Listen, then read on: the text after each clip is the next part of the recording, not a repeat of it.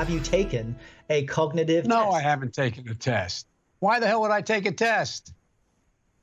Come on, man.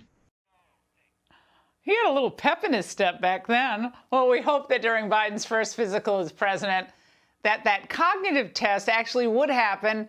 And even Sanjay Gupta seems surprised it didn't. I read pretty carefully through the doctor's report, and they mentioned neurological exam, but that was more in terms of testing motor strength and sensation and things like that. As far as we know, for President Biden, we didn't see any kind of test like that performed. Joining me now is Texas Congressman Ronny Jackson. He also served as White House physician under Presidents Obama and Trump.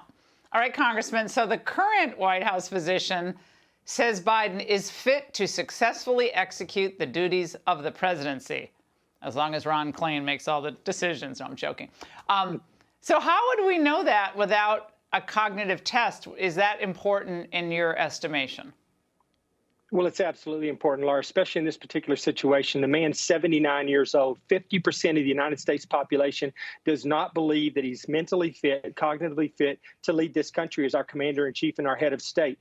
And so Dr. O'Connor spent 6 pages talking about useless stuff that no one cares about and did not address the elephant in the room, which is this man cognitively fit to be our president? Whenever President Trump had his physical done, I did a cognitive test on him. President Trump was the first president to ever have one done. And that was because the far left and the liberal media demanded, they were relentless in their pursuit of me in getting his physical done and including the cognitive test as part of that. We did that, and I did it because I was 100% sure that there wasn't one single thing wrong with President Trump, and he said, let's do it, Ronnie, I got nothing to hide.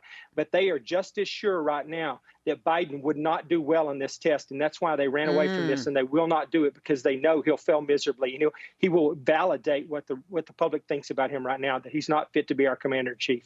No, they went on and on about Trump's cognitive test. It was the most ridiculous thing. Anyone who spent any time with President Trump, there's no issue with his cognitive abilities, that's for sure. Now, here's a list of all the things that the White House physician says he checked. Okay, optometry, otolaryngology, I can't say that, ENT, dentistry, his dentistry, orthopedics, physical neurology, cardiology, radiology, dermatology, anesthesiology, and gastroenterology. Congressman, that sounds like a bad Scrabble contest, but dentistry? What? Why do we care about whether, you know, he needs a root canal or not? This makes no sense. He was literally just trying to fill the report, just trying to fill 6 pages of the report, and they did it as a written release. He should have got up there. Dr. O'Connor, who I don't know personally, he used to work for me. I don't really have a lot of respect for the man, to be honest with you. I don't think he's a man of integrity anyways, but he should have got up there and he should have stood before the press. You know, whenever I did President Trump's physical exam and I did his cognitive test, I stood in the press briefing room for an hour and 15 minutes and answered every single question they could come up with regarding his physical exam. And what do we have here? We have a written report, nothing but a written report, and a useless written report at that. Yeah, the White House, by the way, Congressman, did make a big announcement today. Watch. There were reports that President Biden was telling allies that he is going to run for re-election in 2024. Can you confirm, is he going to run in 2024? Is he telling staff that? Yes, that's his intention. Jen Psaki didn't even seem to believe that when she said it. That's his intention. So a little bit of a hedge there. Congressman, what does Biden look like in 2024? Maybe they'll come out with that cognitive test in 2023.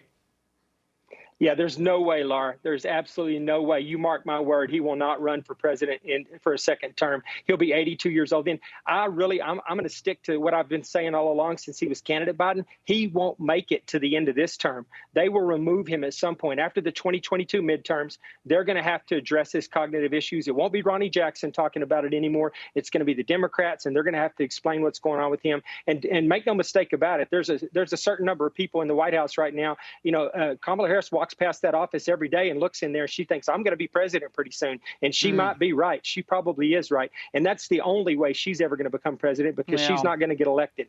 So there's going to be a big incentive to get him out of there. Well, Congressman, perish the thought, because Kamala is even worse than the other one. Congressman, good to see you tonight.